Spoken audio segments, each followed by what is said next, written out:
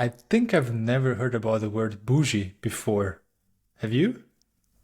Oh yeah, I I've use it all never the time. used it. Me neither. What does it mean, Tom? Oh God. I mean, we could get into a bit of politics with this. Without going into the kind of origin of the word itself, it kind of means, I think of it to mean things that are sort of upscale, a bit sort of show-offy, like middle class. So must be middle class, but show-offy? show-offy, expensive, unnecessarily expensive. Middle class, but wannabe. Yeah, want to be kind of aspirational, but very often people being parting with a lot of money to try and kind of reach for some status. I'm probably doing a terrible job of explaining what it means, but I use it a lot, very often, to apologise for my interests. Things like, fancy coffee and nice like hipster clothing brands, and sometimes it's a little apologetic, but my friends who know me know that they either describe some of my pursuits or I'm apologising profusely for being interested in things that might come across as a little bougie. Brighton is bougie central, where I live, so I've never, at least, like realized that this is a word until I dove into the world of Aesop. Okay. Oh, sorry, what did you Aesop. see it? What was your definition? Does it sound like I've described it accurately? I should say it's early for me here, so my brain's not quite engaged enough yet. So, yeah, Alan, what did you come across as your understanding of bougie? Yeah, just it like, even like some words, if you just hear them in context and just the way they sound, they made me feel like, oh, it's something rich and I don't know, like. I just wanted to say the same thing. It's like, Yeah. even the word, like how the word sounds Bougie. already makes you know what it kind of means, even Yeah. without knowing. Yeah, the way you say it, yeah, totally. I don't know if it comes from like the bourgeoisie, like kind of thing, which obviously a lot of people, it's kind of like quite. Well, I'm not going to get into the political side of it, the origins. Let's but not I do think that. that's That's kind of I think that's where it Why are comes we from. talking about this word? Why are we talking about bougie? Because, yeah, go for it, Alan. Actually, you can go for it, but I think it's kind of the synonymous for the company we're gonna cover today, and the correct pronunciation, that's another thing I learned in this research, is Aesop, not Aesop, as I've been calling it ever since I learned about it. But yeah, it's Aesop. And what we're gonna do today is we're gonna tear down a darling of a design community. So this is our so-called business design teardown episode. So we have a look at the product, service, or a company that design community generally likes, and Aesop is definitely in that space. And then we look at the business side of things. Is this just a fancy design or is it fancy business as well? All right. It's fancy. Yeah, definitely. It's definitely fancy. So if anyone hasn't heard of Aesop, the brand, before, you might be familiar with Aesop's Fables, which is where the name comes from, which we'll touch on in a bit. We said this in the last episode where we were talking about Herman Miller, a brand that people might not be immediately familiar with.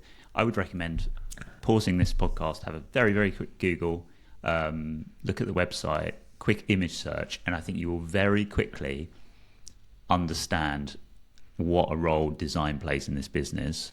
Attention to detail, quality, and bouginess. So just to give yourself a kind of visual feeling for why we've picked Aesop, and just to bring it to life a little bit, probably worth a very quick look if you're not familiar. But yes, Aesop, not Aesop. I think I put them, when we were first brainstorming brands for these teardowns, I put this in there, and it felt a little bit left field, a bit of a kind of odd potential choice, a skincare brand. And I have to confess, not a brand that I have purchased their products once, but not a brand that I have some mad sort of obsession with from a consumer perspective, but from a design and brand perspective, especially after researching this episode, becoming increasingly obsessed with. If you are a designer who thinks that Apple are the pinnacle of fastidiousness and quality and cult-like attention to detail. Hold my beer is what Aesop is saying to you, because it is some next level stuff when it comes to that kind of that encapsulating that in their brand. So fascinating from a design perspective, from a strategy perspective, and we are going to dive deep into it today. Might be worth starting off with your first kind of perceptions of the brand, first times maybe experiencing the brand. I'll go last on this one, but Alan, let's start with you. Used much of their stuff, been to the stores. When did you first learn about Aesop? Never going to forget March 9th. I'm joking. No, but I do remember where I was when I first learned about it. I actually probably remember the first 2-3 encounters. So the first encounter was me still working at IDEO and flying over to the SF, the San Francisco office, and me going to the toilet. And what they had there was, their famous, super famous, and probably like their most important product, which is the hand soap. And I mean, first of all, you like the packaging. It looks different from other hand soaps, but when you use it, you get the sense that, oh, it's different. And just the way also your hands really nicely smell afterwards, I was like, whoa, okay, that's interesting. Then I put this aside, you don't have the context of the brand, and I never thought about it until maybe it was even the same trip when my my boss actually told me, oh, I need to buy a gift, something for my wife. And we were, I think, at the airport, and he picked up Aesop, of course. And that was another connection to me, like, oh, okay. So tell me more, why did you choose that? And then you start like building this picture. Okay, it looks, and then you look it up and you see the price point and you think to yourself, oh, I'm never going to buy this. But then my opportunity to buy it was when I stayed at my friend's place for a week in Berlin, and I wanted to say thank you somehow. And very close to his apartment was Aesop store. I was like, oh, and France know this. My rule for good gifts is buying a thing within the category of products that you would never buy yourself. Okay. So a hand soap usually costs like, I don't know, $2 to $5, and you don't buy a $30, $40 hand soap for yourself. But as a gift, it's perfect. So I was like, okay, I'm going to do this. Obviously, when you come in, you get the whole shebang, like experiencing the brand and so on. I'm not going to go into that, but I know that, that's where I think built this, let's say, deeper relationship with the brand in the retail store. Yeah, the retail stuff is next level. We will get into that in a sec. I mean, you were describing, I'm sure, when they're brainstorming, the kind of experience that someone goes on to get their Aesop thing. You flying probably business class, Alan, I'd assume, over to San Francisco for a meeting, and all this. I mean, you're probably up on there Bougie. somewhere. You are like the archetype. There's a picture of Alan up there. Franz, getting to know Franz increasingly, I don't imagine that's been his experience so far. He's a man who keeps it real. Franz, what about you? What's been the experience with Aesop? Other than, I don't know, protesting outside their store? No. Or... You know how I learned about Aesop? Go on. You putting it on our podcast list. And I was like, what is this? It's a recurring theme That's now, been Franz. happening a lot. Okay, so for everybody listening to this podcast, feeling like I feel kind of out of place because I don't know any of this, what these people talk about. Hey, you're me. Like, I didn't know about the Eames chair. I didn't know about Aesop.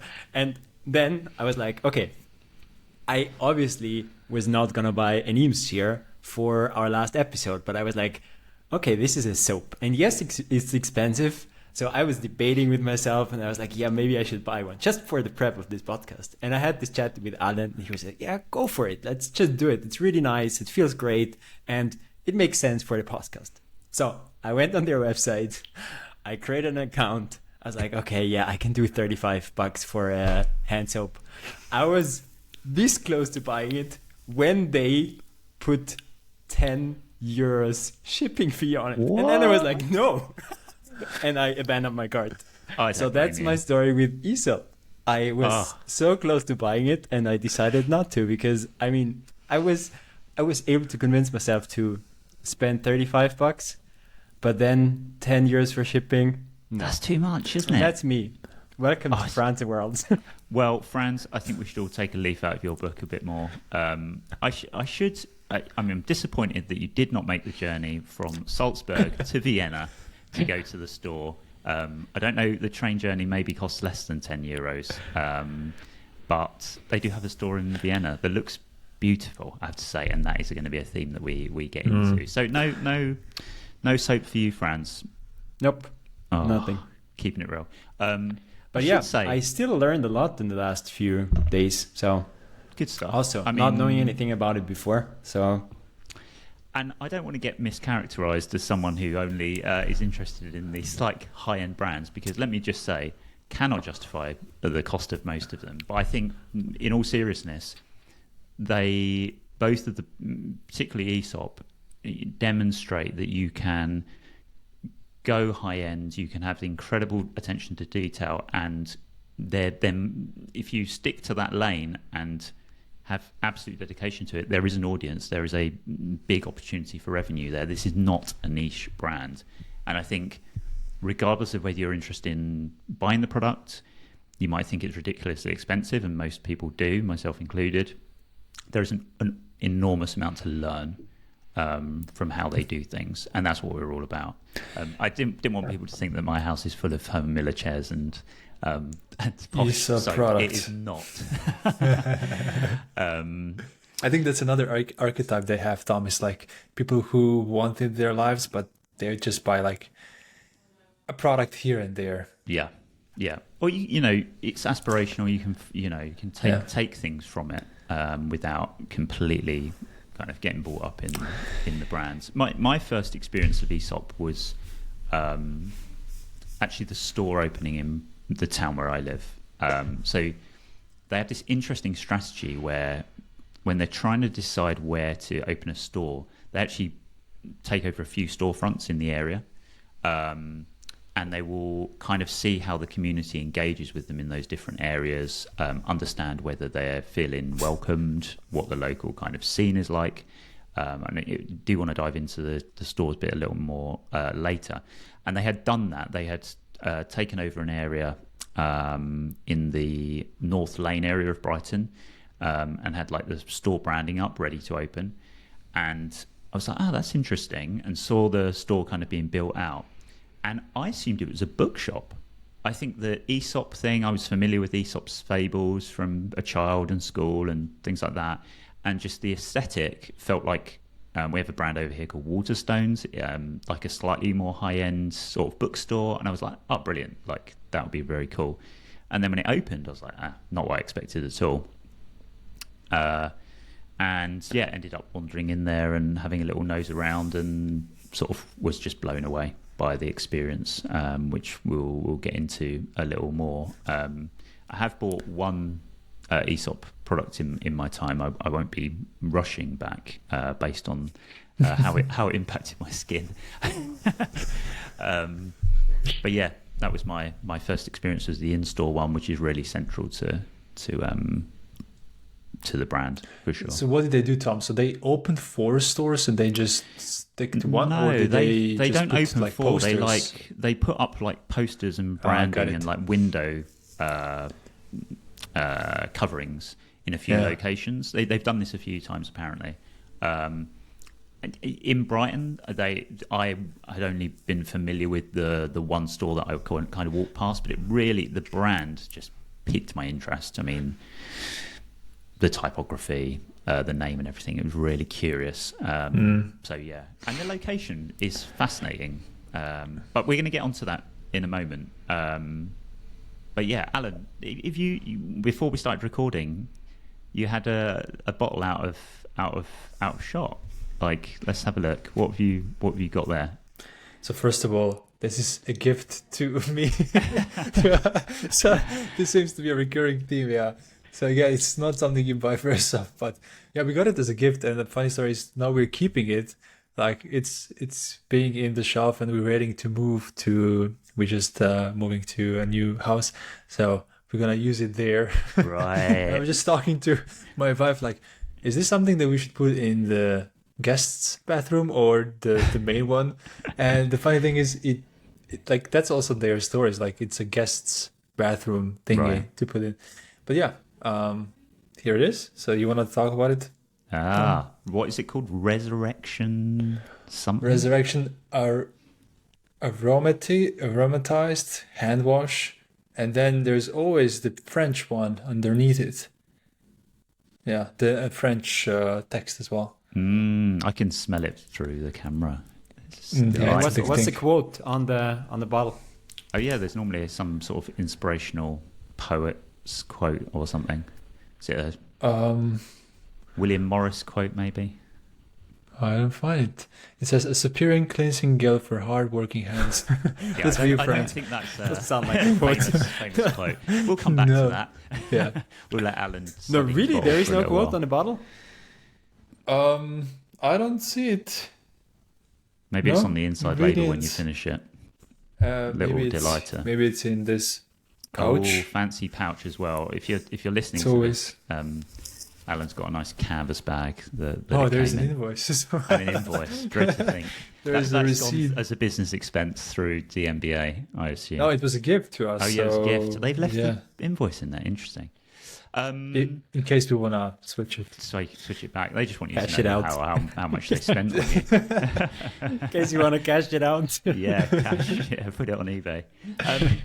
So, a little bit of background to Aesop, and we're going to kind of cover a few of their strategic moves a bit later. So, founded in 1987 in Melbourne by a chap called Dennis Perfitis. And he started off as a hairdresser, and he had been experimenting with combining like high-end salon products with essential oils for a long time. That had kind of become his thing in the Melbourne sort of, I guess, hairdressing scene. He was famous for it and was very experimental in that piece. And that really continues to tie into their philosophy of very much about like high quality natural ingredients, but do appreciate that there is a combination to be made between human made, maybe more chemically based ingredients and the natural. And that's continued to be a part of how they do things. So yeah, he started out doing that in salon and was increasingly motivated by his frustrations with existing beauty products that kind of lacked a sort of genuine authenticity they thought was hidden away, cleverly marketed, but probably in quite a deceptive way, and really wanted to start a brand that was all about authenticity, quality with no expense spared, and certainly achieved that. The brand name, as we already said, Aesop, is inspired by the Greek storyteller, and even if you don't know Aesop, you'll know some of Aesop's fables. I think the tortoise and the hare is like one of the famous Aesop's fables, like slow and steady wins the race.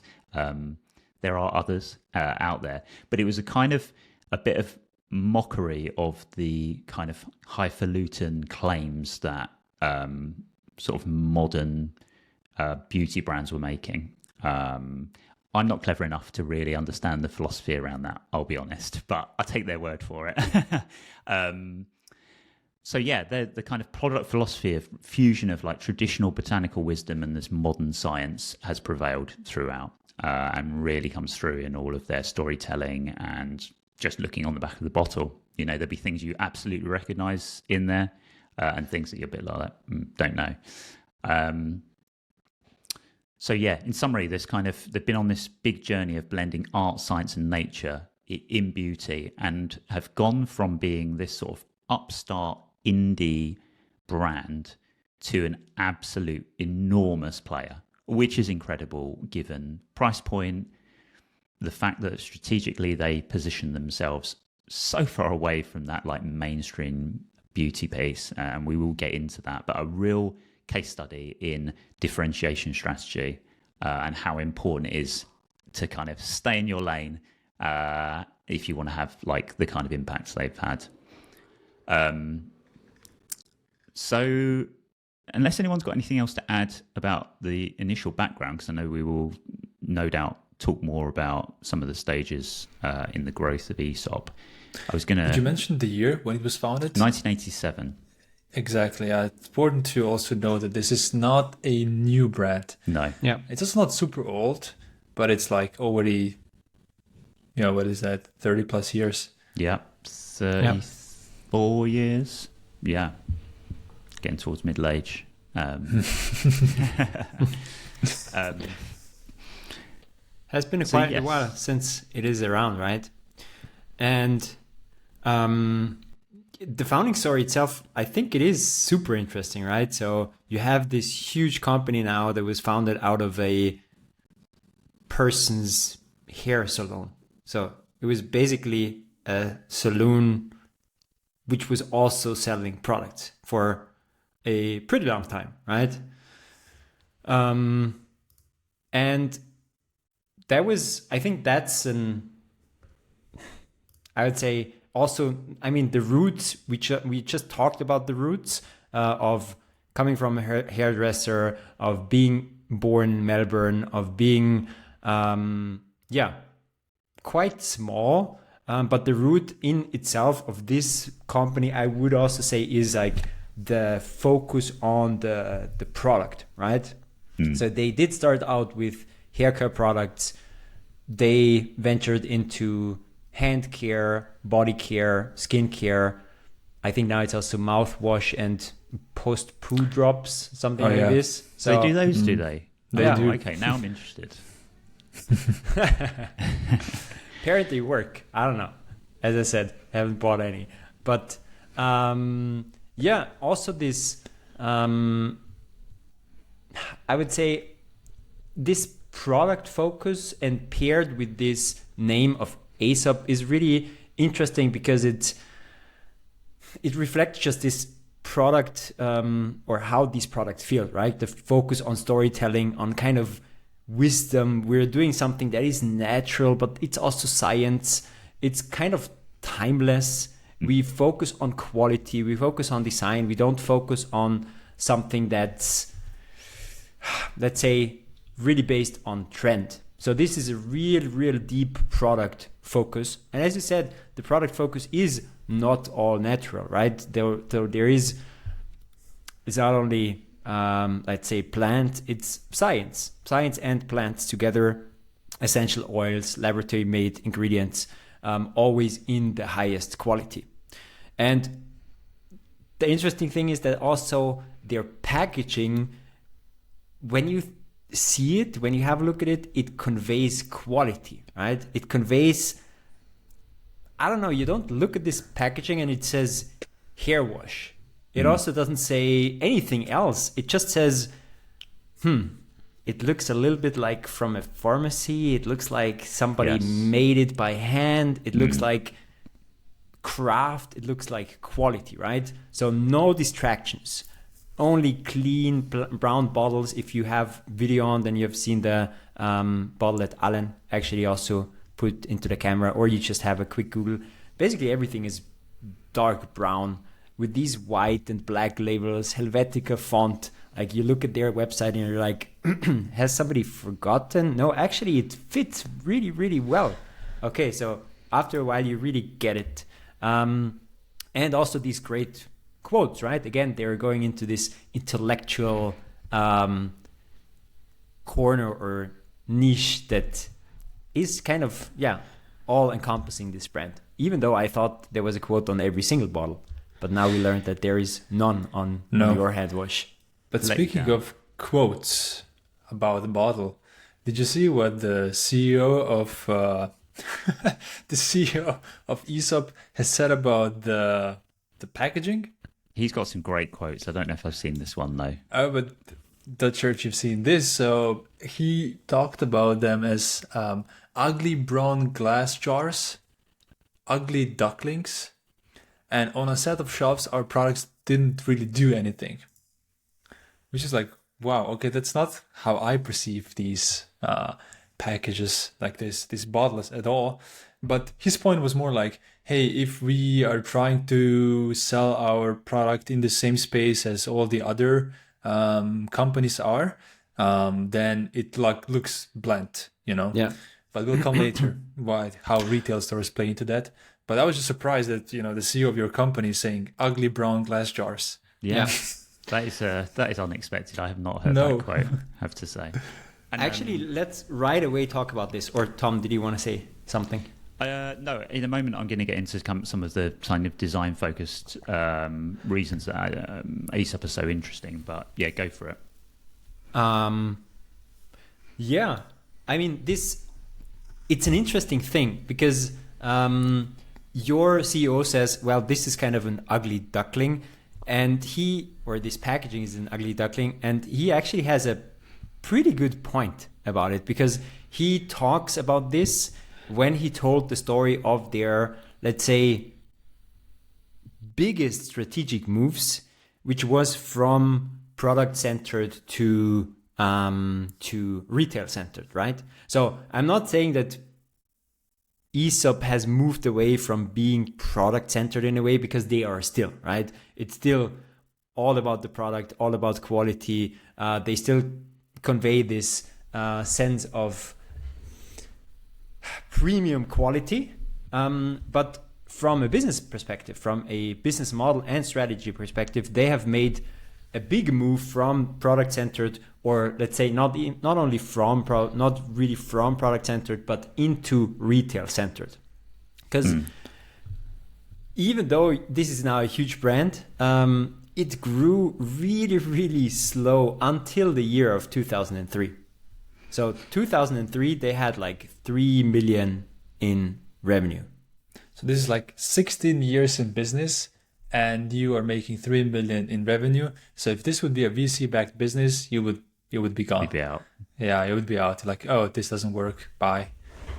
I think it's another reason to admire this organization is I think we all understand the shortcomings of VC-backed approach to scaling businesses in a non-sustainable way, and just showing, might need some patience, but this is a real poster child for slow, steady wins the race. Oh my God, we've gone back to Aesop's fable.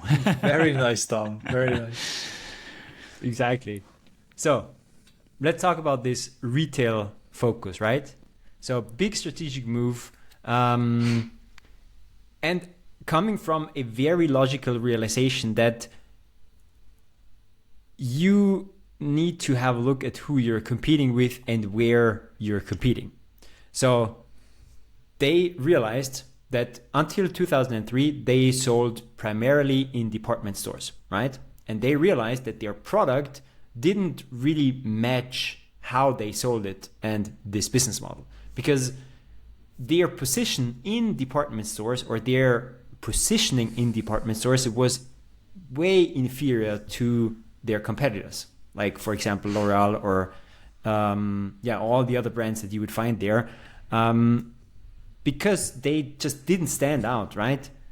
The way these other companies basically operated was they had these department stores as the main channel. This is basically a push model. You would have huge advertising, celebrity endorsement of your brands. You would push these people in the department stores, and then they would see your flashy packaging. Bottles. And you would stand out. But that's what Aesop didn't do, right? So it's basically like the ugly ducklings that stand in between nice bottles of big brands, and then it doesn't do anything on the shelves. That's what he said, right? So what Aesop basically found out is that customers didn't really get their brand. So when you see this bottle among other bottles and among other brands, it doesn't do anything with you. And this made them basically decide to go into this big move of having their own stores. And that's when they basically moved from this product-centric business to a retail-centric business. and they opened their own stores. So they would have full control of their experience and of the shoppers. And now maybe tell us again of your experience of these shops. Alan, how is the Berlin shop that you visited? It's nice. I mean, I don't want to go too much into detail because I think Thomas is going to cover that. But yeah, it feels very special. You can see right away that it's a different kind of store. Maybe if you don't analyze and go into analysis mode, you don't know what exactly is happening, but it just feels like, oh, yeah, it's different. Also because like every product that they have basically looks the same. It's just a different size of the bottle or material of the bottle or different type of packaging, but it's all like, it's really like coming into a bookstore with cosmetics. And it just right away, like the lighting is different and all of these things. But I'll let Tom go because I think Tom has prepared something about this. No, I think it's really good. I think this is an important one to focus on particularly. You know, it's one of the many reasons I think designers should take an interest in Aesop is this part of the experience. But I really think we should go a little deeper as a group onto it now because it is so fascinating. My own experience though of the Aesop store, like I said, the opening of the Brighton one, and I was at a point a few years ago. I mean, this is, you know, first world problem. My skin was like mega dry, like having real issues with it. I tried a whole bunch of like cheaper skincare things, and I was like, I'm not going to drop any expletives because I don't want us to have to put this as an explicit episode again. But I was like, damn it, I'm just going to, I'm going to go to the other end of the spectrum. You know, let's see what this Aesop can offer. I had no idea how expensive it was when I walked in there. But I thought, well, I've heard that they have experts in store. They can take a look and really give me some attention to detail, a bit like going to a dermatologist or something. So I went in there with a real need. It wasn't just out of curiosity. I was like, damn, I'm like sick of this dry skin.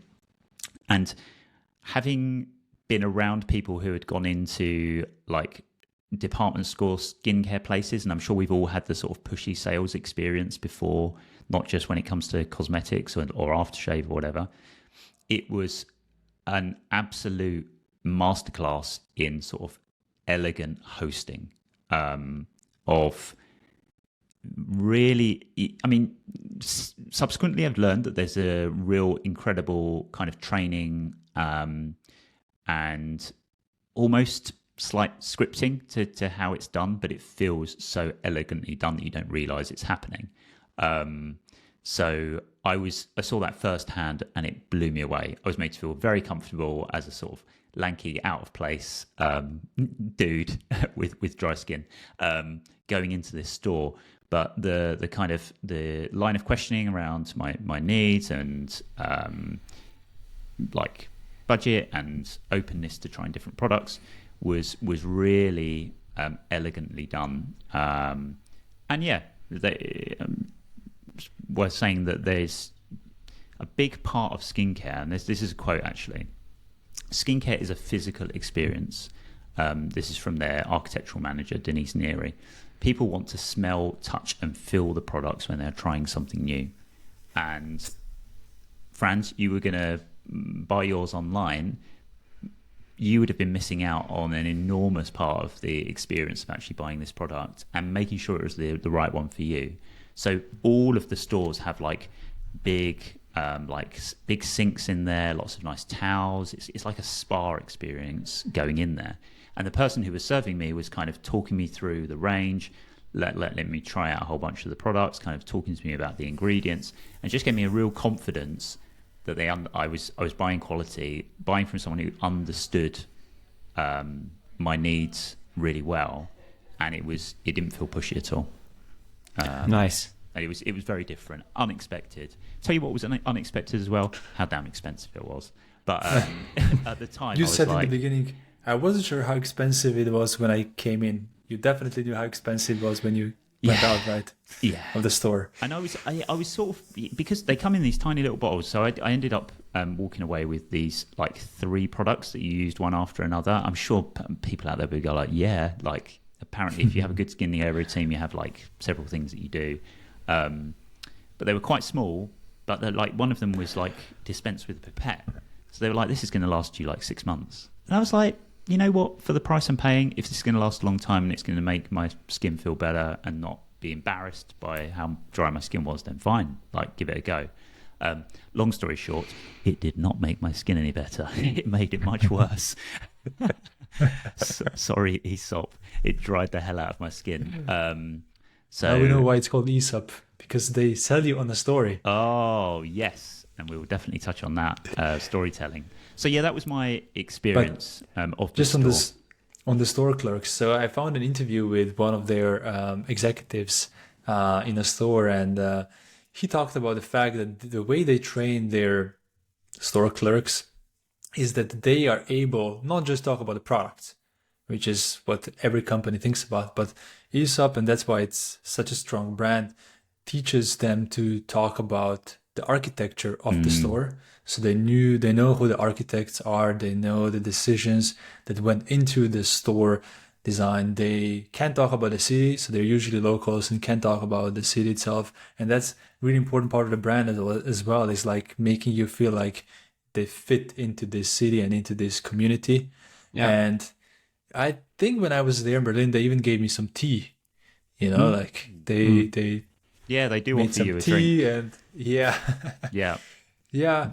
And then the way that like when they make you test out the products, there's a whole routine. Like, hey, there is obviously a how do you call that, water bassinet, or what's that thing called? A big sink. Sink, exactly. Thank you very much. Sink. And you obviously use water the basket. I don't know. I just tried to sink is too simple, right? I'm going to start calling it a water basket from now on. I shouldn't mock you, but that is such a wonderful description. It's like a non-native trying to create a new word. Yeah, I won't try and attempt the equivalent in Slovenian. Yeah. That's how German works, by the way. I just put together words. Thing. Yeah, it's called Waschbecken, which means washing basket. Oh, exactly. Okay, well, fine. I live 30 kilometers from Germany, so that's why from Austria, so that's why I probably am influenced. But yeah, so the way this experience feels, like you try the hand soap, and then it's not you who take the towel, but no, the store clerk takes your hand, puts it into a towel, puts the rest of the towel around it, and it's like gently rubs your hand, and like it's slightly uncomfortable, but it's also like, wow. But isn't it well executed? That could be an extremely creepy experience if you're not expecting it, right? Yeah. But it is. These people are trained so well. Yes. You know, everyone bangs on about how great the Apple Store experience is. I find it really annoying. I find the Apple Store really, really annoying. Like, I do my best to avoid the people. Sorry if you're listening and you're an Apple Store employee.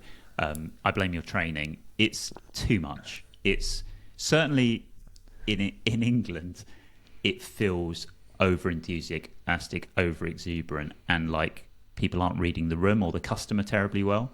But I've only had one experience in Aesop, but I think from what I've read and understood and speaking to other people, there is an incredibly artful reading of the sales situation and an adaptation of language, behavior, body language, that a lot of, just blows things like Apple Store out of the water. Yeah. That's why I think it's so interesting for designers. Like, if you think like Apple Store is like the pinnacle of great customer experience, physical customer experience, I think that this takes it to an absolute another level. And that's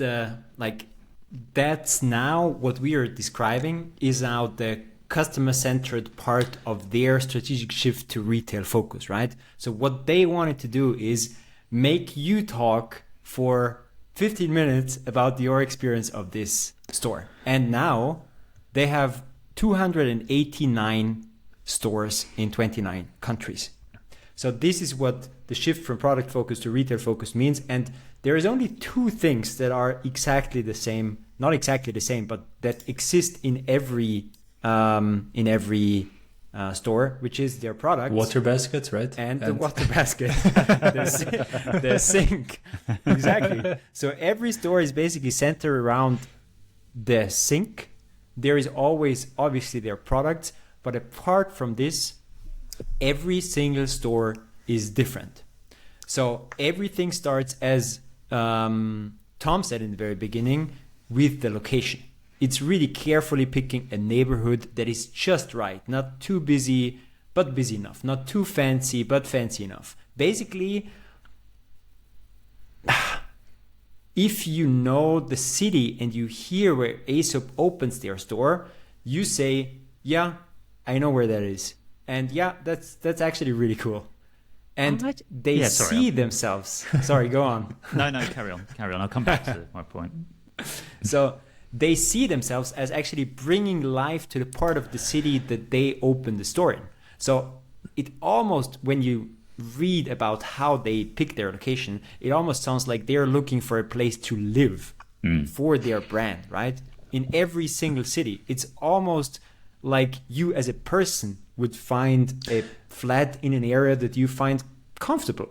Like you feel at home there. And that's kind of how they start picking their location. And that's only step one of this process, right? Finding the right location. Just on the location part, you said, this is a really wonderful analogy, Franz. Like, it's the same way that you would look for an apartment. Because one of the things that they talk in their documents is that they think about the neighbors. Yeah. So who will the neighbors be of this store? And this is literally other stores, but also like literal neighbors. And I think this is an interesting analogy of like how to take this analysis of where to open a store to the next level. I think what's fascinating about that is you might if you looked at Aesop the brand without diving deeper into this philosophy that Franz has just been telling us about wanting to be neighborly and find the right vibe to fit into. Like if before I understood Aesop more and you'd said to me, where would they open a store in Brighton? It would not be where it is. No way. There's a like slightly more upmarket area of Brighton and Hove. Like Hove is a little bit more upmarket, but also there are areas like in the lanes where I would expect Aesop to be. When I think about the brands that are around there, there's a lot of high-end boutique fashion brands, things like that. The Aesop store in Brighton is next to a chip shop. There is literally the waft of frying fish and vegetable oil as you are standing outside the store. It is round the corner from like a crystal healing shop and a falafel joint. But it works. It fits in. It is incredible that they decided that is the place they want to be. But I admire it. Like it's absolutely not where you would expect a high-end skincare brand to be. And so it took me by surprise. And again, I think that's what like so fascinating, this process of deciding, yeah, that's the place. And they're still there years on. So first step, neighborhood, right? Yeah. Then second step is architecture. I think, Alan, you mentioned it already, that every single store is different. Yes, every store is an Aesop store. Yes, every store only sells Aesop products, but every store is different. But it's not only different in terms of different colors or different, different orders of the interior. It's actually designed especially for this city and especially for this neighborhood. So it's always inspired by city and the history of the city. It's also inspired by the neighborhood and the building itself. So every store basically has a theme, and they have own design teams, but they also work together with very, very famous designers like architects, interior designers. For example, I'm not super informed about architects and architectural landscape, but when I just read that the store in Oslo was designed by the same architect that also designed the opera in Oslo and the 9/11 memorial in New York and the library in Alexandria, I was like, that's an investment. Like, that's a real investment, right? Yeah. A literal money investment. You are hiring a top-notch architect that usually designs landmarks for communities, and you're hiring them to design your and now I'm on purpose putting it like down your soap store, right? So that's a huge trade-off. That's a huge investment. And it really, really pays off because, as you said, yes, you have this similar experience. Like there is a sink, there is products, there is great service, there is always curated music, there is always people who are really, really well trained. But your experience, what you see and what you actually get from a store will always be different in the different cities. And I find it super interesting that this concept works for both locals and travelers, right?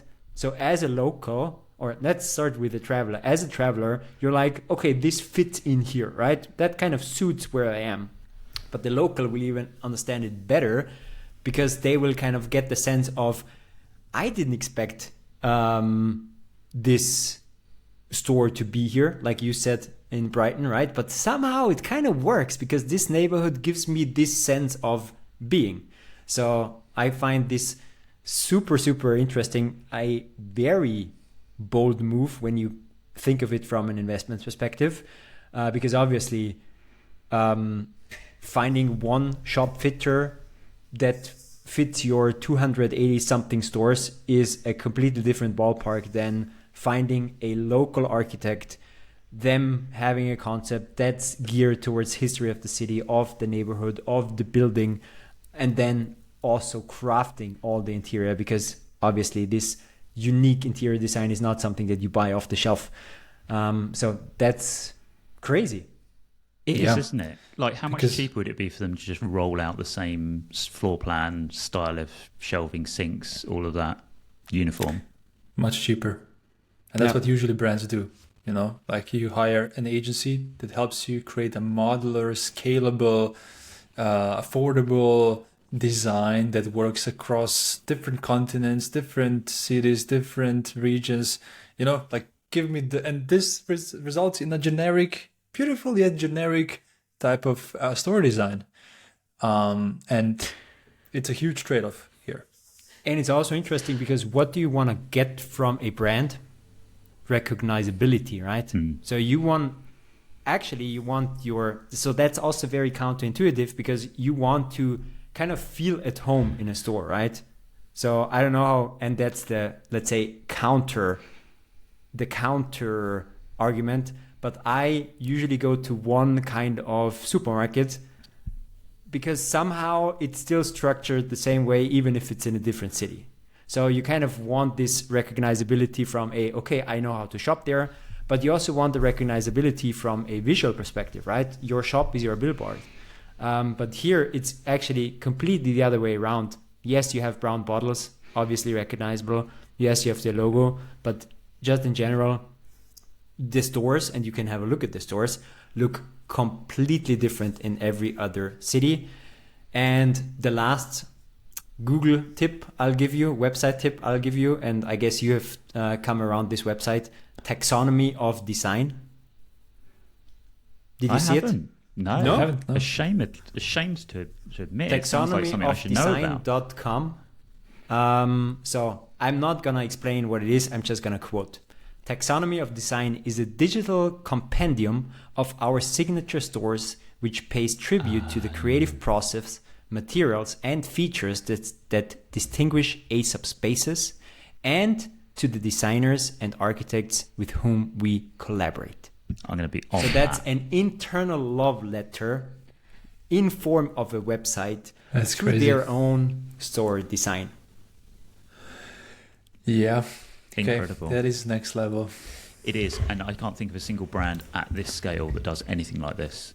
It's incredibly unique. I don't think it would work so well if the quality of architecture wasn't quite so high end. I mean, all of these stores would not look out of place in a middle spread of Architecture Digest. They are incredible, absolute neck breakers. If you're walking down High Street and you see an Aesop store, it's like, right, need to get. I can understand how, if you're interested in design and you know there's an Aesop store in the city you're in, you go and hunt it down. Like, you're going to want to compare it. Like, they are so different, but all to an incredible level. Like, I was sent Franz a message yesterday saying The Brighton store is quite nice. It kind of it borrows on the sort of deep blue, sort of green oxidized railings that we have along the seafront and the seashore. But then compare it to the Vienna one, which is like the fanciest cocktail bar you've ever seen in your life, like complete opposite ends of the spectrum, but recognizably Aesop. And that is such an incredibly hard balance to get right, and it speaks volumes to the being able to have consistency without being completely locked into something like a design system. I think if a lot of modern digital designers were left to do, no offense, like store design, they take the Apple route, modular, easy to roll out, design system, very, very recognizable. And I think we've over fetishized design systems, particularly in digital. I think it takes away a lot of creative freedom, particularly early in your brand story. And I think Aesop just shows that you can have an incredible consistency and recognizability, but also really lean into creativity and deliver like exceptional experience without being samey. I think now we have to go into business, because now these two things become so important, because what you're talking about, Tom, now is like the reason this works so well for Aesop is exactly the reason why it doesn't work for almost any other brand. Yeah. And it's also because of the business reasons, because I'll talk a little bit later about the margins that Aesop has in their products, but the fact that it has huge margins just enables them to invest in things like that. So if you work for a up-and-coming startup that's not in the premium space, then you probably can't do this. So I think there is a place and time for this, and in most of the cases it's not the time and place for this, but it's important to recognize when. So what I'm now just trying to say to anyone listening is like, this isn't now a story of, oh, let's take Aesop and now let's apply these to everything else because this is going to be an amazing experience. But there is also very strong business reasons why this works for Aesop. And I think Franz touched upon this switch from product-centric to retail-centric strategy that around 2000 and what was that? Three company made. Did you actually finish your numbers? You didn't, right? So the revenue from 2002 and how it grew after the strategy switch? Gonna get there. You're gonna get there. Okay. No, because I think we talk a lot about the service design and the space design right now. And I think the reason Aesop was able to create 300 of these stores is because it has a good strategy and business model behind it. It's not just because it's beautiful stores. Yeah, fully agree. And let's quickly get this, let's say non-business related. Nah, it is all business related, but not numbers related stuff in. And then let's talk about that. So first thing first, we had product centric from the roots, right? Then we had this shift from product to retail centric. All along the way, what they did really different was their general approach to marketing, right? I'm not a good test for this, but how long have you two known the brand? 10 years. 10 years. Maybe 3, 4, 5 years, maybe maximum. Have you ever seen a billboard? Never. No, because... Have you ever seen TV ads or any... Absolutely not. Nothing. And you know the classical route of beauty brands? Advertising beauty brands? Yeah. It's exactly that, right? Yeah. So there is something that's called advertising sensitivity, right? It comes from the price sensitivity. Price sensitivity means if I raise my prices, will that directly link to a lower demand? And if I lower my prices, will this directly link to a higher demand? So that's the price sensitivity. But then there is also a concept of advertising sensitivity, which is the connection between dollars spent into advertising and actual demand. And in cosmetics, this relation is one of the highest in any single industry, right? Wow. So that's just the closest link. Why? because there are so many brands, there is so frequent purchases, and it's a low involvement product usually, right? So it's like, yeah, I gonna need shampoo, I gonna need my moisturizing cream, I gonna need this and that. So I'm not sure if everyone would agree here, especially the female listeners, but no, I fully agree. Yeah, that's true. But still, it's not. So for many people, it's not like on the absolute top of their list, right? It's not like right. This super high involvement products, because yes, it might get expensive, but also it's $40.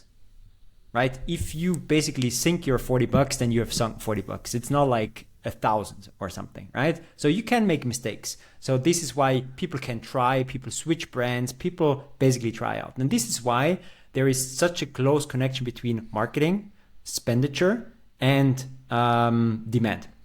But Aesop has taken a completely different route, right? So to this day, no celebrities, no models, no billboards, no TV advertising. But what they have done is going into experience marketing, right? So we have talked about how you first have a great experience when you buy it, but we have also talked about how you usually find out about this, which is you go to a nice restaurant, you have a great experience, there is an Aesop soap. You go to a nice hotel, you have a great experience, there is an Aesop soap.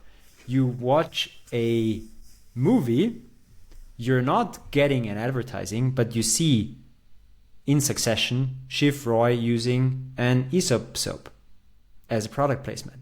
So that's the kind of marketing they do really smartly and really actually offensively. Somehow not offensive. So now this is maybe the non-native speaker, not offensive in a way of, being offensive, but aggressive. You know what I'm trying to say. On the offensive. Like exactly. Yeah. And what they also kind of got is they got architects to use their products in renders. So for example, when you get a nice bathroom, then you get an Aesop soap in this render of an architect. It's always there. So that's just an interesting zigzag on the marketing approach in an industry where you have usually a completely different way of marketing. And I think the biggest sag, which is now huge, but hasn't been huge when it was introduced for them, was gender neutral products and marketing. So now it's different, right? We are getting more conscious about this. There is not only female and male products, but Aesop has always been like this, right? It has always been a brown bottle. It has always been about skin, hair, mouth, but it has never been about, hey, this is for black hair female. Hey, this is for blonde male. No, it has always been gender neutral. And I think this is something that has basically paid off in the recent years because it's again, a completely unique approach to dealing cosmetics. Yeah. That's pretty much how it. they call their marketing approach non-marketing approach. That's basically their strategy. Similar to Tesla, right? In a funny way, like only in the fact that relying on word of mouth and quality, certainly early on in the journey. But there, you would not recognize the marketing model. I think with Tesla, there is also a Musk PR effect. Yeah. And that this is really, I more and more think that all the shenanigans he's doing, it's now becoming more and more evident. He's just trying to get free PR for his product. And that's why I think this is not something that's replicable for other brands and products, but what Aesop is doing might be. Yeah. So bottom line, we have a company that was founded in 1987. We have product focus, we have going into retail, and then we have unique approach to marketing. I was researching on this podcast and I was like, isn't there more? Like, come on. This company started, we had this revenue number 2003, 3 million, right? Then 2012, there were 28 million.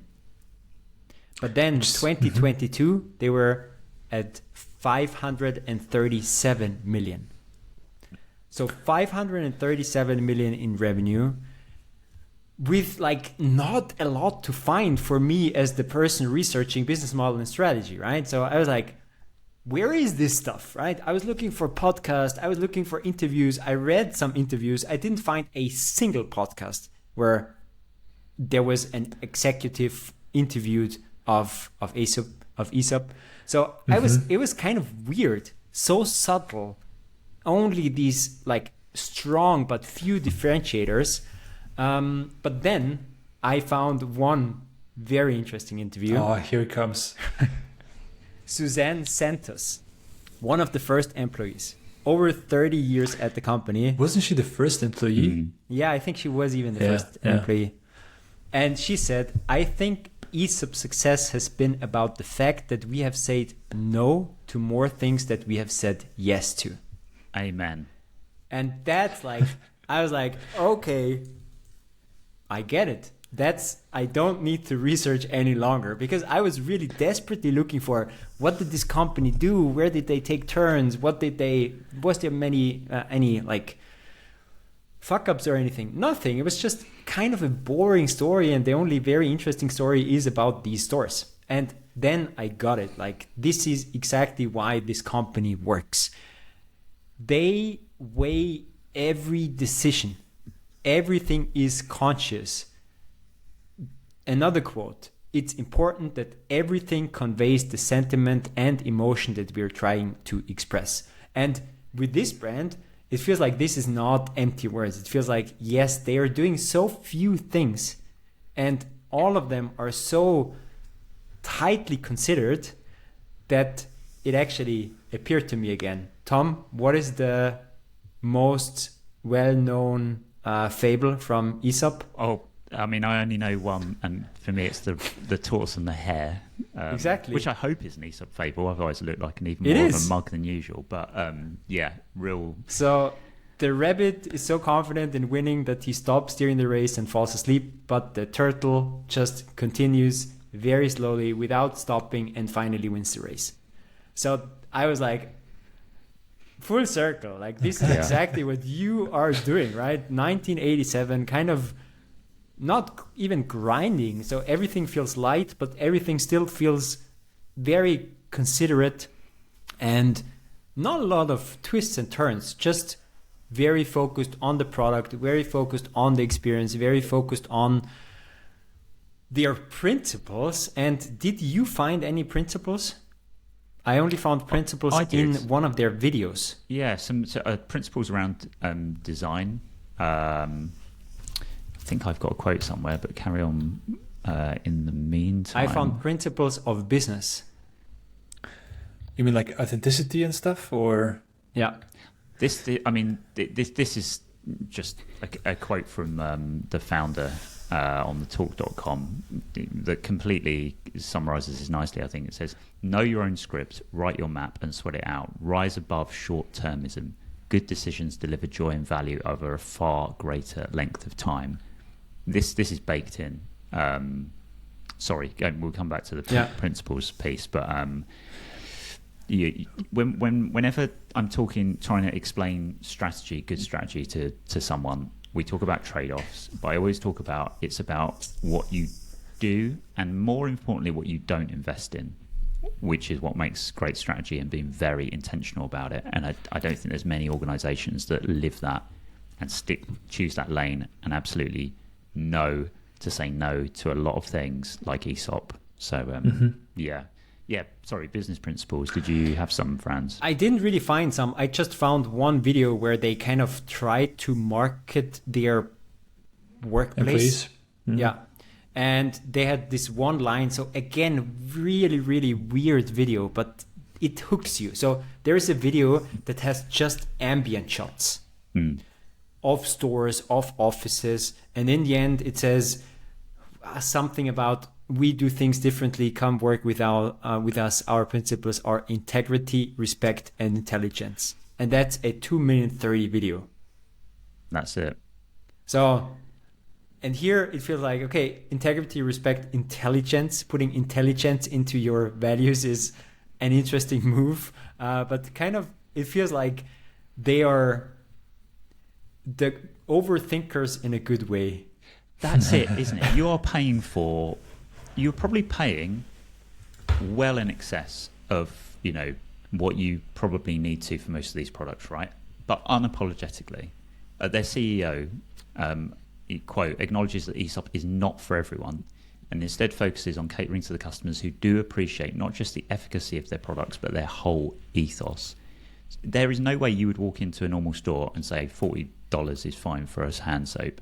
But if you appreciate that this company is going completely to cult-like levels when it comes to attention to detail, quality, experience, you might just be willing to pay for that. And if you are the kind of person who is, then great. Like, you don't have to buy this product. But if you're into that message and that culture, then yeah. I want to get back to what Alan said, because this is a really small group of companies where this works, right? Yeah. So this is not pure luxury, right? It's somewhere in between of luxury and very premium product, but it's not like you buy this for an extraordinary price just to show off, and there is no link between utility of this product and the price. No, it's basically you're paying more, but you're also getting something that is very good quality, and that's also how they communicate, right? You're not paying a show off, you're not paying because you can. It's more of, that's a very good product, that's natural ingredients, that's paired with good science. But this, like, that strategy, to an extent, to a business that is like north of 500 million, also works just for a specific group of companies, right? So you can only be that big and have these price points when you have, let's say, a product that can hold that, right? So I will walk into a store and will buy a hand soap for $40. Basically, almost everybody could afford this, right? If they fall in love with the brand. It's not like you're buying a car for $500,000 where none of us have a shot, or buy an Eames chair where the chair costs $10,000, right? It's basically a very expensive hand soap which does not crush your budget even if you buy it. Think of it like your $10 or 10 bucks, 10 euros chocolate bar. If it's an awesome chocolate bar, right, you buy it once. So these kind of niche brands where you can be very premium, have very high margins, but still have a big enough target group, because it is still kind of affordable. It gets unaffordable when you compare it with other products, but just in general, it is kind of affordable. Really good point. I think the key here is the gross margin. Yeah. So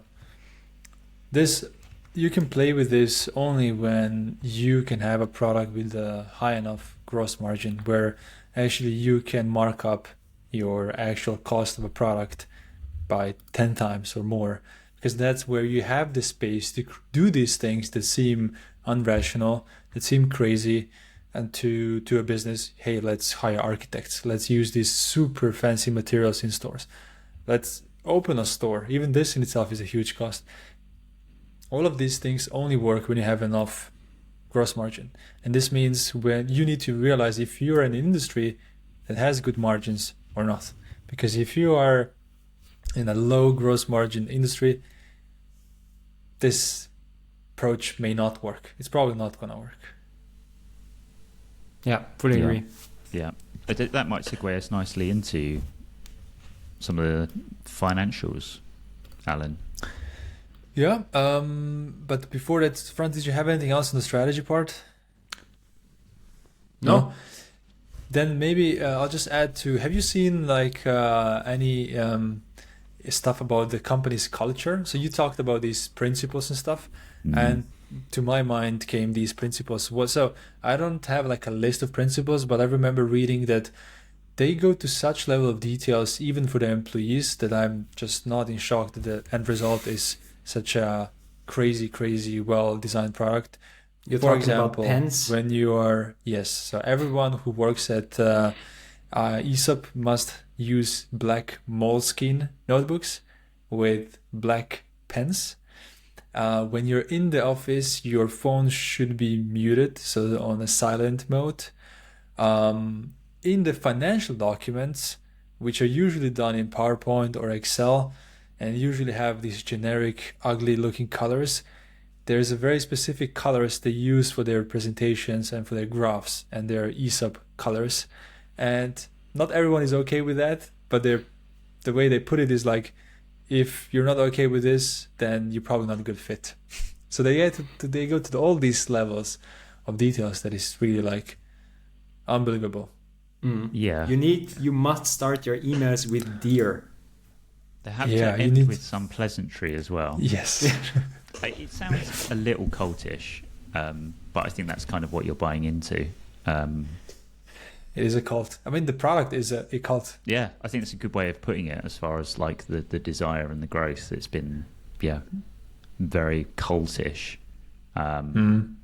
excessive sort of attention to detail. Unnecessary probably, but there's something that draws you in if you're the kind of person that values that stuff.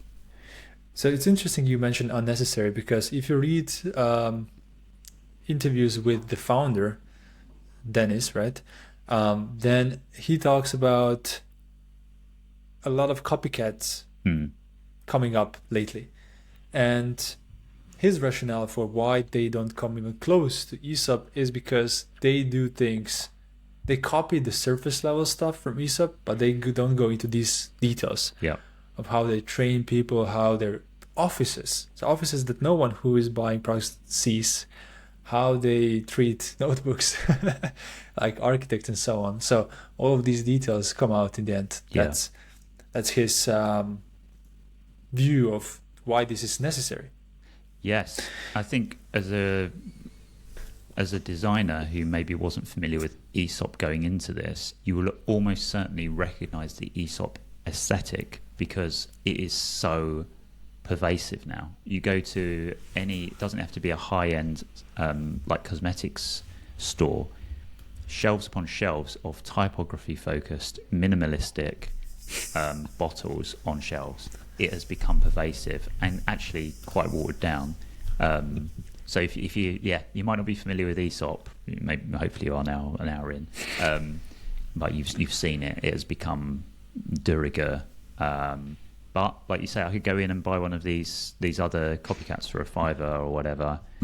Nice packaging, but it doesn't have the elevated experience that Aesop has. By the way, part of my research for this episode was diving also on the avenue, and the rabbit hole was neuroscience of branding and why we love brands, and that basically brands are part of our identity, and what we're buying with certain brands, and this is definitely true of Aesop, is communicating who we are. So by me having this hand soap in my guest's bathroom, I'm communicating that I value design, that I stand for quality, and all the things that Aesop stands for, sustainability, local communities, and so on. Just tells a story of who you are. Yeah. And that's why I think it costs $40 or $30, not because it just smells nice. Because there are other products that smell nice but don't tell the same story. And the reason you're buying it because you know that other people know that Aesop stands for these things, and then you kind of by association, this is extended to you. Yeah. And it sounds so superficial, doesn't it? It's hard not to be a little apologetic about maybe being so into this story and this this brand, but it hits buttons with people. It really does. And this isn't the only brand we've talked about that does this exceptionally well, but I think Aesop are just on another level. No, I think Eamshire has a similar dynamic there. Yeah. Just a different price point. But actually, it's worse business. So Eamshire is a worse business than Aesop. Let's dive into this. So I think we should start with just the ownership of the company because it recently changed hands. So first of all, the company was obviously owned and by a founder since 1987 to 2012. So it was owned by Dennis, and then in 2012 it sold 65% to Brazilian private equity / cosmetic brand corporate entity called Natura and Company. So in 2012, you said it earlier, Franz, Aesop had 28 million in revenue, and they sold 65% of the company for roughly 70 million US dollars. By the way, for those who have never heard of Natura and Company, you have probably heard of The Body Shop. It's like a monobrand store in many big cities across the world. Founded in Brighton. Really? Yep. They bought it. It's another acquisition. Blue plaque up, and ironically, the Aesop store that I'm talking about is at the end of the road where Body Shop was founded, where the first Body Shop store was.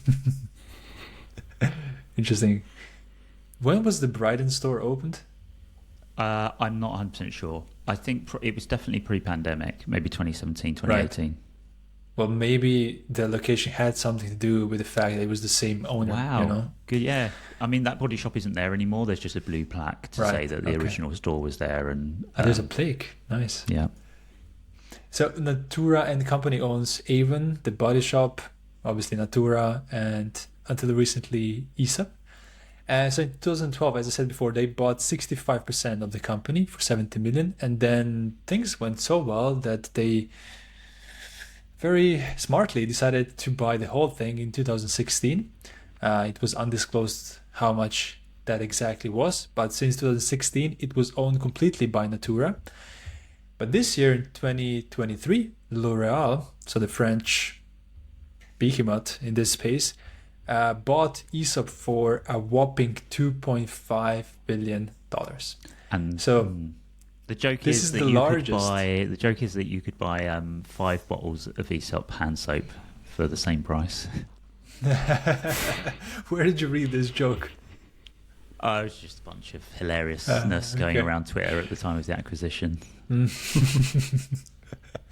So this is the biggest acquisition that L'Oréal has ever made, and we'll talk about the reasons in a bit. And this is actually the biggest acquisition of Australian-born luxury business. So yeah. One thing that's also interesting about the price here is the valuation. So $2.5 billion. So how do companies come up with the price, how much they're willing to pay for a company?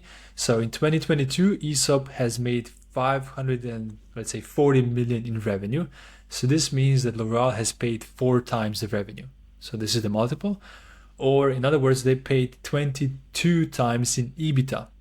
And EBITDA is actually, it stands for earnings before interest, taxes, depreciation, and amortization. And if you forgot what I just said, that's totally fine. Put simply, it's the profit of a company before we take off taxes and other things we could use to manipulate the profit. So their EBITDA was roughly 100 and something million dollars last year. And so the company paid 22 times the EBITDA, which is a lot. It's a huge multiple, but because for other industries it's much less usually. So that's my next part of the research, was figuring out what is the usual multiple of buying cosmetics or beauty brand. And actually it is pretty high. So it's 15 to 20 times EBITDA is usually what companies pay for premium brands in this industry.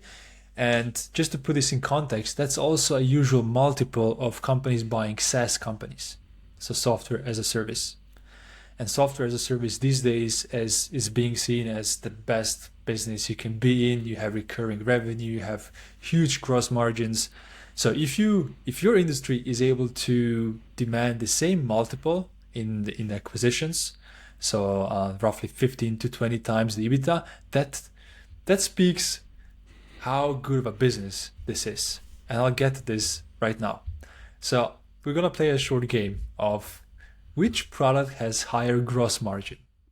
Again, gross margin is how profitable a product is. So this is not the profitability of the company. It's just when I sell the product, how much it costs me to create and sell this product, basically.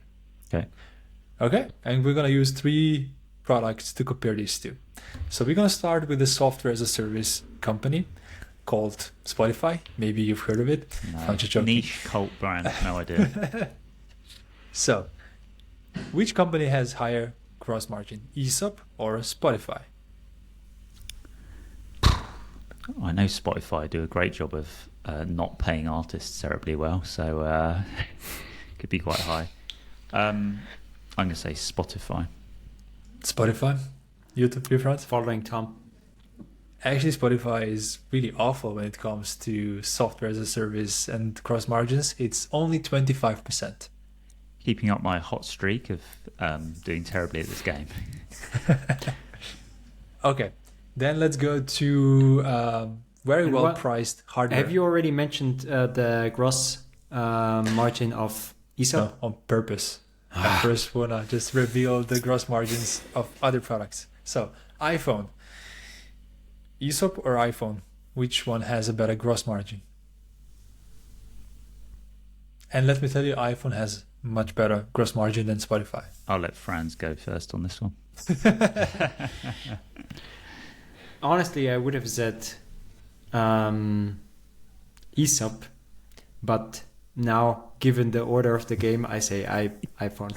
Yeah, I'm also thinking about the game theory rather than the actual answer. But I'm going to go with Aesop because I'm just doing some quick math, and I know that there's still a lot of hardware cost and stuff in Apple. So. So you're both right. Franz, you're right about how I usually frame this, because I first say you go with a lower and then with a higher. But actually, Tom is actually right, because Aesop has a higher gross It's margin. only been about 4 episodes since I got one of these right. That's great. Thanks. So iPhone has a 44% gross margin. So let's move on to something that's very close in gross margin. Okay. Ooh. So this is now the closest. So it doesn't really matter if you think it's higher or lower, but let's still play the game. So Adobe, our beloved Adobe, Our beloved higher Adobe. or lower gross margin than Aesop? I could really throw some shade on Adobe with this one. I'm not going to, but I'm going to say Adobe. Not that Adobe would give a shit. They don't care. They might care, but Francis' answer. Yeah, Adobe. Adobe? Actually, it's Aesop. So Aesop has 90% gross margin. What? Wow. 90.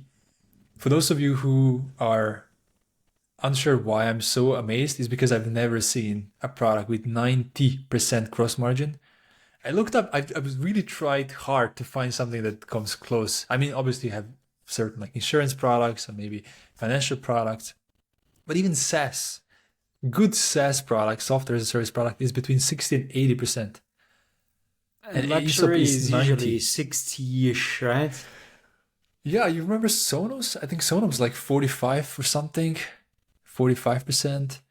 So electronics is around about here, but cosmetics is around 80 to 90% gross margin. Wow. No wonder they can afford all those fancy water baskets. Exactly, Tom. Water baskets are the key, those fancy ones. But that also explains why they have the money to invest in certain things. It's like a bit of a chicken and egg, because like, is the fact that we invest in this expensive experience and retail stores allows us to charge the premium price, or because we have a premium price, we are able to invest in those things?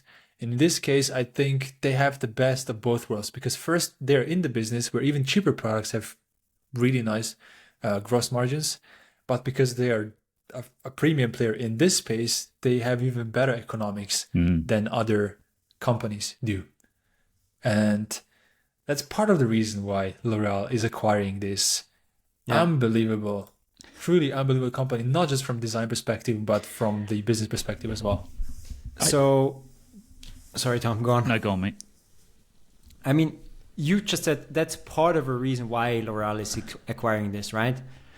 So, another thing that for me, and I don't know if you were going to mention it, but why are you paying such a big price? Yes, it's great margin, but on the other hand, what was super surprising to me is that growth potential that this company still has.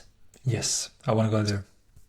So on the one hand, only really going into e-commerce with the pandemic, if I understood correctly, right? So they did go fully into retail. They're not selling only in their brand stores, but they're still selling in department stores. They have only recently really invested into the e-commerce. And what they have really only recently done was entering China, right? Only 2022, correct. They entered China. And that was for the reason that until 2019, it required imported cosmetic to be tested on animals, right? So this regulation changed, and that's before there was a barrier of entry for Aesop, but then it still took them 3 years to actually enter China. And you know how, I mean, I didn't know, but I've now learned that China is a huge market for especially luxury cosmetics, right? So now, given that you have a brand that is not, it's not terribly huge, right? 537 million is not like huge, but it has healthy revenues that were growing higher than the average of this market, has great gross margin, and has just entered China. Yep. Where you, as the buyer, L'Oreal, have a very, very strong footprint already. And it fits nicely into their product line because they don't have such a brand yet. I think the closest Aesop feels to is Kiehl's. And there's some fear of cannibalization here.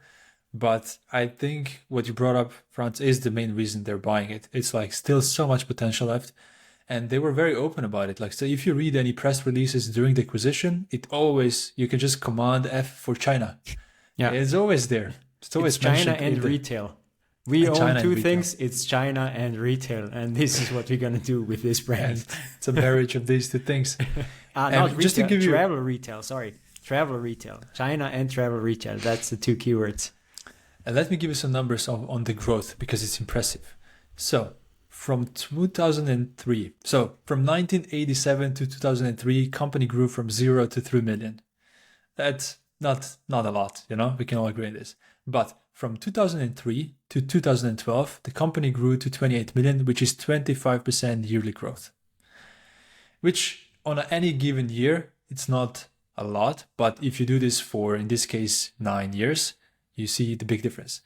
But now what happens if you extend this 25% yearly growth from 2012 to 2022?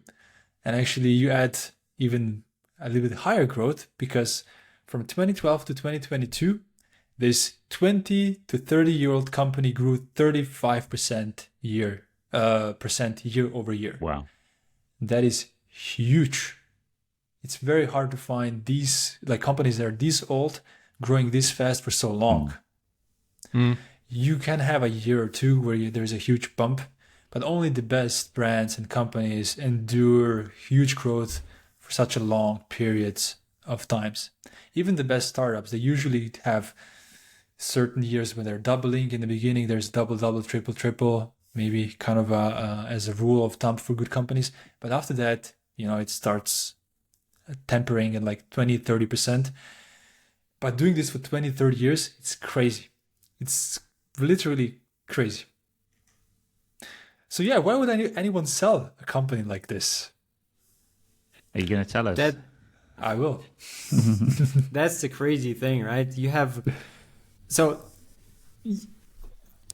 Can I tell why I wouldn't sell it? And you tell us why. Yeah. I mean... Yes. Yeah. Think about Natura. So Natura, nobody knows this company maybe, but you have... other really well-known brands, right? You have The Body Shop, you have Avon, you have then this Aesop brand, which is not the biggest business, but it has the highest profit margins. None of the other brands that they own, Natura, has a similar profit margin. No. On top of this brand, Aesop, is the only brand of your big ones that actually grows. So Body Shop, for example, declined by 15 to 20%. Avon declined by 8 to 10% year over year. So why do you sell the company that makes you the money, while the other companies, they might still make money, but they are actually on the downward trend? So I was really puzzled about this, and some time in my research went into this. Yeah, because like my instinct is actually let's keep Aesop and let's rather shed some other brands. But it's easy to say this in my position without having the knowledge of all the things. But I mean, so this is a company. So Natura & Co. is a company that had recently huge losses, and they have a lot of debt on their books, 1.5 billion in debt. And you need to service this debt. In other words, you need to pay off this debt somehow. And that was their sacrifice. Selling Aesop was the way they're gonna try to pay off the debt and restructure, which is a fancy way of saying we're gonna find a better business model for our brands. So maybe we'll buy some new brands and so on. Another path they could have taken is what I think Franz has alluded to, which is like, let's keep Aesop and let's try this and grow this so that we can refinance our debt through Aesop. But we don't know all the details. It could be that, you know, they had a lot of pressure by banks, by their creditors, that they need to start paying off the debt. So that was essentially it. It was the bad performance of other assets in their portfolio that led them to sell off the crown jewel of their portfolio, for sure. I agree. And I think what they also realized is that they do not have the power to, let's say, utilize the potential. So I think now they were able to sell it with a huge premium, because they knew that if there was a buyer who had a good network in China, who had good roots in retail where the company isn't currently strong, they would be able to sell it for a huge premium. But if they kept it, they wouldn't be able to realize this whole potential, right? Because Natura is a Latin American brand. They don't really have the footprint in Asia. So I think that's also part of this logic, that you rather cash out now that you have just entered the market in China, that you have just overcome all these regulations that still need to be like all these hoops that still need to be jumped through in order to enter a market. Now there's this huge potential that you can either fully invest in, take your own money and invest in to actually capitalize on this, or you maybe don't have this money to actually really roll out and grow in such a huge market as China, and then sell it to somebody who has the potential and is willing to pay this huge premium because they have this this infrastructure and this network already in place. Ready to go into threats and opportunities? Definitely. Sure thing. Yeah. You can start right away. I mean, the biggest opportunity we just talked about, China. The biggest, I mean, at the same time, I think one of the biggest opportunities for them is this e-commerce, which they recently started. And I think this combination of retail plus e-commerce means that they can essentially expand over just those retail locations that they have. So even if you're a traveler and you experience Aesop experience in retail, you can still like order back home. Hopefully they get rid of the $10 shipping. So France can also buy some soap soon. I'll buy it in a store. Another big opportunity, I think, is also the economic times we're in. So one of the recent DNB weekly emails that we sent out, it's about the lipstick effect. Have you heard of the lipstick effect, Tom? I read your newsletter about it. Oh, I okay. learned all about it. Fascinating. Definitely read that one if you haven't. The idea is that lipstick, but also more broadly like cosmetics, is very sticky product that sells well even during the economic downturn. because it's one thing that you cut out on some other, let's say, luxury spending, or let's say you don't eat in restaurants anymore, you don't buy that expensive You cancel a holiday, clothes. but Exactly. you buy a nice soap. You basically. still not. I'm not there yet with the soap, but you need to buy your makeup and stuff. But this extends towards the affordable luxury as well. So you cut out on more expensive luxury, but you maybe buy something else that, like, hey, I want to treat myself. And here's where soap and like affordable luxury cosmetics come in. Well, let's just call them luxury cosmetics come in. So I think that's also their opportunity in these times where there is a slight economic downturn at the moment. We still don't know which way exactly it's going to shape, but this is also an opportunity for Aesop. Yeah. Nice. Shall I jump in here with some thoughts on that? Sure. So I was going to start with threats, actually. I go ahead. Yeah, I forgot. Sorry. Did you want to? No. I mean, I already mentioned mine, which is cannibalization of keels. Right. I think that's a big threat to them. And the second threat, the biggest one, is just like for a product that relies so heavily on brand, I'm always just a bit nervous about acquisitions if they try to touch any part of that brand that's going to affect the brand image. What if L'Oreal tells them, hey, let's actually not do own stores anymore, and we place you next to our own products in all these great department stores that we are already in? It could work well. It could also backfire. So that's a threat and an opportunity at the same time. Yeah, that was the threat I was going to try and get in there. Cheers, mate. But no, for me, as soon as I saw the L'Oreal acquisition, I was like, that feels very high risk. L'Oreal is not a company that, on the surface at least, appears to prioritize the virtues that Aesop talks so much about with sustainability, in particular. Quality, quality brand, but not on the same level. So for me, I wondered if people who are real Aesop stans would step away from would not have the same feeling about the organization, knowing that it's owned by one of the biggest conglomerates in the world in this industry. So that felt like a threat.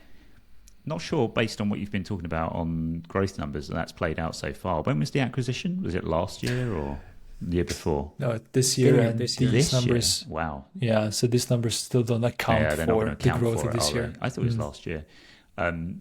So that felt like a threat, and you've already touched on the fact if they start watering down that culture in some way, definitely if you start seeing it in the high street in some aspects, it's really gonna but I would hope that they're not stupid enough to do something like that, because we all will understand how critical that is. Opportunity wise, I think getting rid of shipping costs could open up a big market, right? That still puzzles me, that $10 shipping piece. But no, I think we've already touched on the opportunity. Like, China is enormous, and thinking about that acquisition, it's really interesting to think that they completely understood Natura, the potential there, but couldn't take it there themselves. It must have been such an easy sell to someone like L'Oreal with the scope and the footprint and everything to be like, take our baby and really make it fly. So I can't think right now of any other big opportunities outside of that. And again, I hope they continue to roll out stores in that same style fashion, as they move probably quite aggressively across that territory. Yeah, Franz, over to you. Can't really add anything. Just wanna new opportunities or threats, but I just wanna share my thoughts on this acquisition. I honestly think that this is rather going to turn out well than bad. So point A is, nobody knew this was owned by Natura, I guess. So Aesop was some people even thought it was French brand, right? You just showed the bottle, right? There is the English description and there's the French description. So they're very precise about a lot of things of the business, but they were never ever really precise about their origin right? So it wasn't like, hey, we are this Australian brand. They're just like, hey, we are a quality brand that focuses on details, design, experience.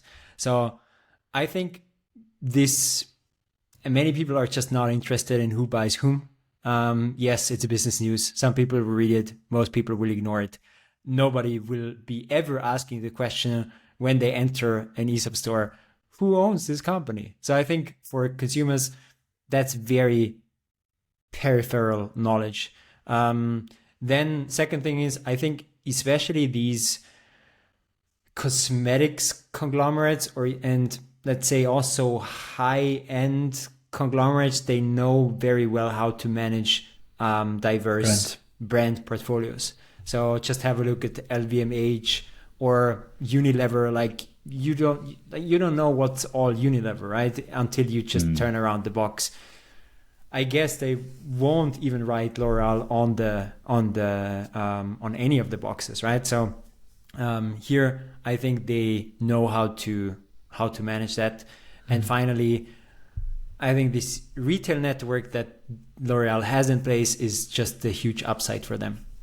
And lastly, I think I read that already now the whole headquarters is located in Melbourne, right? So I assume they're not going to be centralized into L'Oreal, but they are keeping also this. If they are doing this, and I assume that they are doing this, I think this merger or this acquisition will actually only have upsides. So is this your biggest buy until now? So you know how we do buy, sell, hold in the end? Yeah. Obviously, again, this is not financial or investment advice. It's just for entertainment purposes. I would be buying the heck out of Aesop, but I guess can't really do that. You'd be buying into L'Oreal. Yeah, I agree. Yeah. Like Eames was my first buy. Herman Miller was my first buy in the last episode. Just for the fun of it. I don't think it's that big of a growth potential. I don't think that it's that big of a deal. But for Aesop, I think it is. Yep. I would sell my house and put it all in Aesop.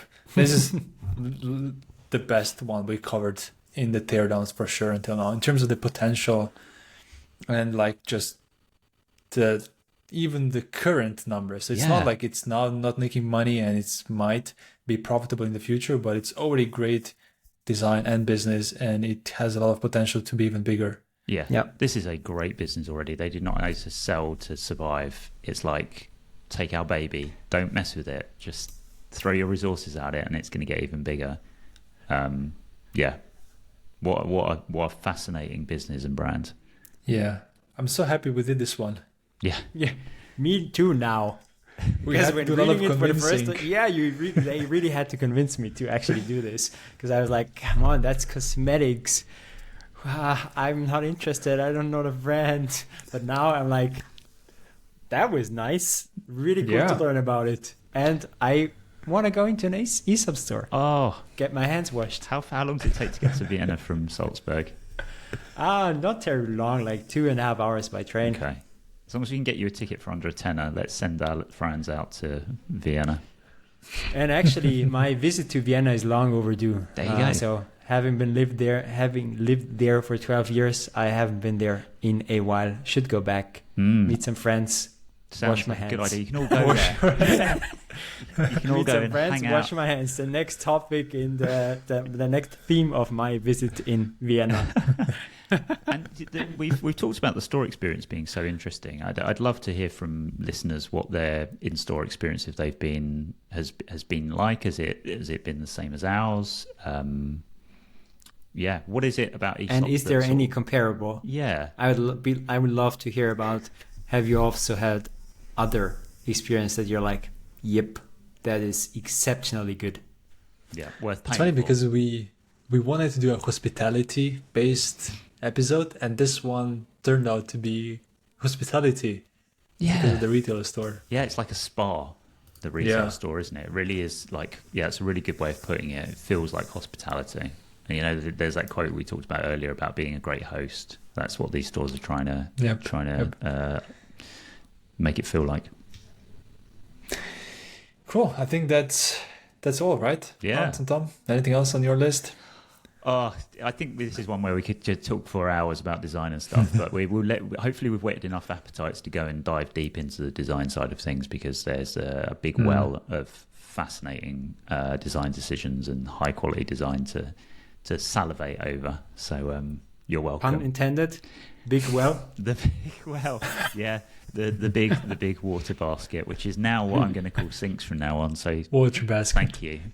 Yeah, that's gonna be the name of the episode. Love as that, well. like German logic. You cannot beat it. You cannot. We've got stupid names for things. So thanks for bearing with us through all the water baskets and the story. I will come up with the next one in a couple of weeks. And if you enjoyed this episode, you'll also probably enjoy our mini MBA, which is a really cool free email course where over 7 days you receive 7 emails, each of them teaching you a business concept relevant for designers. So to sign up, head over to d.mba/mini-MBA. So that's d.mba/mini-MBA. Thanks everyone, and see you in the next one. Bye-bye. Bye. Bye.